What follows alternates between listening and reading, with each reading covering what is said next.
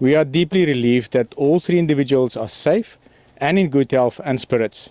They had consistent access to food, water and ventilation whilst they remained in place and refuge chamber underground over the last 2 days. At 8:30 p.m. last night, following the around-the-clock efforts, our specialized line of site scoop successfully cleared the fallen debris from the access tunnel. With the area stabilized, the emergency response team advanced across the impacted zone using equipment with an engineered falling object protective system. Upon reaching the refuge chamber, the team found Kevin, Darian and Jesse in stable condition. Together with the emergency response team, they returned to surface using the same protected equipment. Their arrival to surface at approximately 10:40 was a moment of relief and resolve for everyone involved. What the response has shown is that safety protocols work. Incredible that Kevin, Darren and Jesse did exactly what they were trained to do, and because of that they stayed safe for more than 60 hours until we could bring them to surface and home. As also stated yesterday, we'll conduct a comprehensive investigation into the incident and we'll share the lessons learned with industry so that we can make sure we prevent incidents like this into the future. So this mine hasn't got a history of geotechnical instability.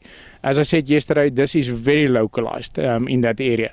Saying that, Newmont, we will do an extensive inspection and investigation into this incident, and ultimately we will share the results of this incident so that we can learn from that. But it's not a common thing, and it's not a common thing for this operation.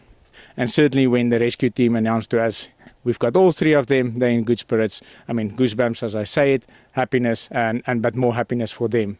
So that was the emotions. So that fall of ground was localized and it was exactly the same area. So the first fall of ground is the area where we had the massive fall of ground. So the first area we saw a little bit of fall of ground. That triggered the response of the team to go back to the underground refuge bay to stay put, and that's where we had communications. We then saw a further sort of fall of ground at exactly the same area, which is just 200 meters, from surface. The refuge bay was 700 meters from there, the first refuge bay that they went into. So operations on the surface, remember we've got the open pit mine and we've got the underground project. Those operations continue or are started up because it's really not related. The underground project will not start up until we have completed the full investigation on this incident, and we fully understand that so that we can build those lessons into the future. And I think our investigation will support us in making the findings to understand what better. But I want to say from a Newmont perspective, we've got several measures in place. We do the daily inspections, we do monthly inspections. We actually do second line of defense inspections with teams from external to observe and see.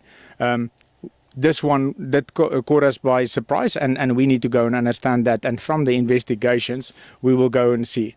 Just want to make sure this is a mine that was started in 2023, and some of these areas have to be assessed, and certainly that will be the measure to make sure that that doesn't happen again.